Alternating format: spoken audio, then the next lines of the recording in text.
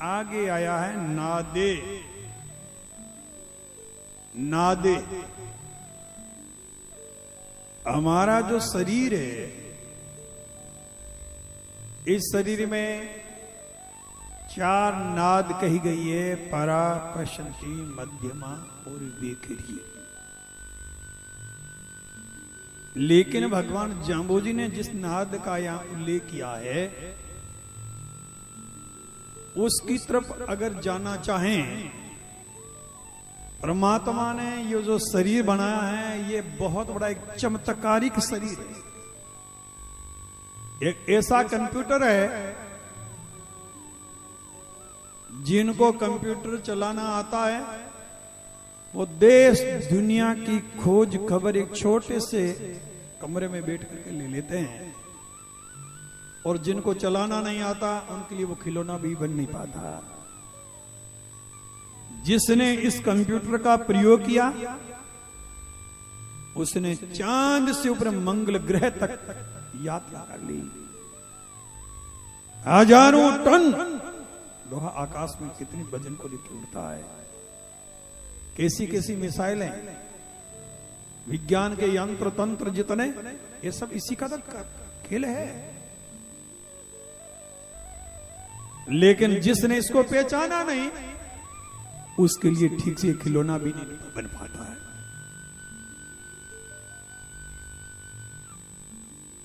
नाद की जब चर्चा करते हैं, अपना ये जो शरीर है, रीढ़ की हड्डी है ना पीछे,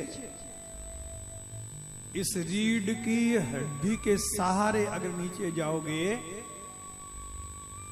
तो उस रीढ़ की हड्डी के सारे 7 चक्र है।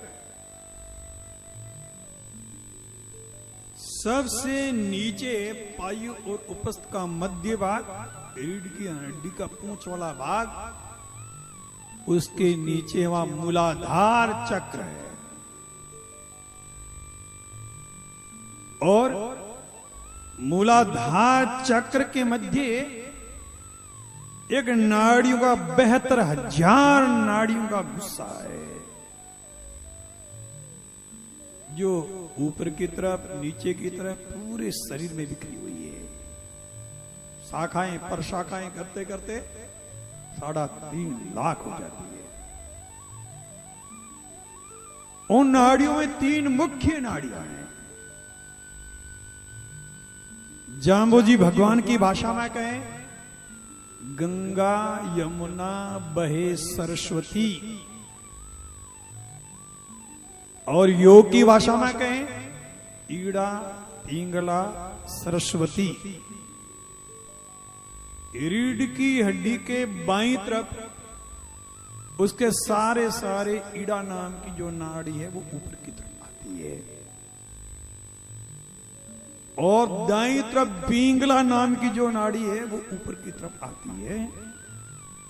जो ईड़ा है वो दाएं छिद्र से जुड़ती है नाक के, और पिंगला है वो दाएं छिद्र से जुड़ती है। ईड़ा बाएं और पिंगला दाएं। और रीढ़ की हड्डी के बीचों बीच एक नाड़ी आती है, जिसको कहते हैं सुषुम्ना, सरस्वती, गंगा यमुना सरस्वती। मूलाधार चक्र में कुंडलनी, जैसे नाग ऐसे गोलाकार लिपट के बैठता ना, इस तरह कुंडलनी, वो शक्ति बीच वाली जो ये नाड़ी सुषुम्ना होती है, उसके मुंह में पूंछ फंसा करके बैठ जाती है, पड़ी रहती है। और ईड़ा बाईं तरफ से, पिंगला दाईं तरफ से, रीढ़ की हड्डी के बीचों बीच सुषुम्ना नाड़ी आकर के ब्रह्मांड, जिसको कहते हैं दोनों आंखों के बीच का भाग, भ्रिकुटी, यहां आने पे इनका संगम होता है। और बीच में जो उस सुषुम्ना का मुंह ये अवरोध कर देती है, आगे बढ़ती है। नीचे के मुंह में तो कुंडलिनी ने पूंछ फंसा के रखी है, और ऊपर के आकर के ईड़ा और पिंग लेना है, सुषुम्ना को ऊपर से ढक दिया। ऐसी परिस्थिति में बच्चों का तालवा लपलपाते देखा ना, सहस्रार जो अमृत का कुंड माना जाता है,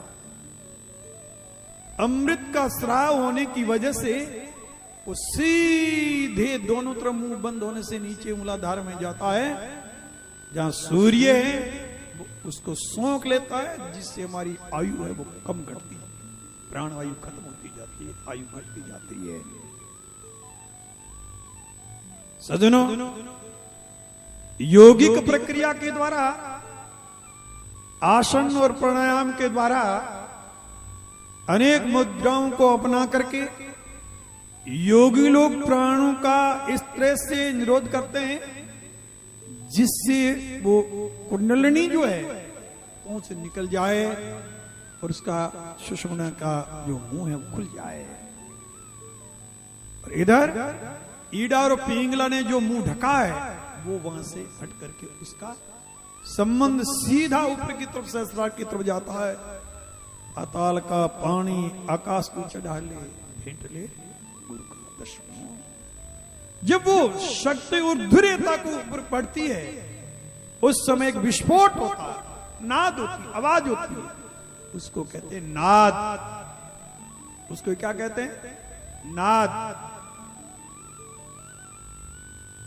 पूरक, कुंभक, रेचक आदि प्रक्रियाओं को अपनाने से और 84 आसन जो है, प्राणायाम आसन का संयोग इस तरह से होता है जिन मुद्राओं के द्वारा योगी लोग सुषुम्ना को जागृत करने की कोशिश करते हैं, इसमें जो सफल हो जाते हैं वो कहते हैं उस स्थिति को प्राप्त होते हैं। नाद का जो जानकार होता है वो साधना की प्रक्रिया उसी तरह से जीवन में क्रियान्वित करता है। अब साधारण स्तर पे हम अगर विचार करते हैं तो सज्जनों, अगर एक एक चक्र को मूलाधार से स्वाधिष्ठान की तरफ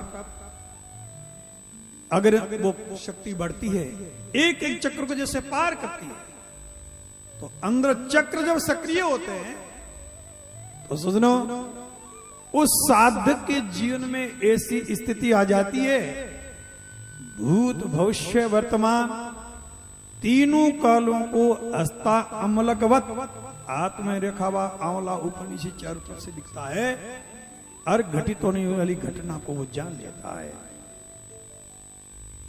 लेकिन मैं निवेदन कर रहा हूं, साधारण स्तर पे जब साधक साधना के मार्ग में प्रवृत्त होता है, योगिक प्रक्रिया को अपना सके या न अपना सके, लेकिन बुद्धिमान साधक अगर एक एक नाद को, वेखरी नाद को साधा, मध्यम को साधा, पश्चिम को साधा और परा, अगर इस तरह से क्रमशः साधना की क्षेत्र में अपने आप को अग्रसरित करता है तो सज्जनों, जो योग की क्रियाओं को अपना क्रियान्वित करने से, जानने से जिस स्थिति को प्राप्त होता है, उसी स्थिति को साधक इस प्रक्रिया को अपना करके भी उस स्थिति तक पहुंच सकता है। इसलिए भगवान जाम्बू जी यहां संकेत दे रहे हैं, जो गुरु होइबा सहजे सीले शब्दे नादे। संसारी पुरुष को तो इन नादों की साधना या इनको जानने के लिए कोशिश करनी पड़ती है, लेकिन स्वभाव से ही वो उस स्थिति में रहता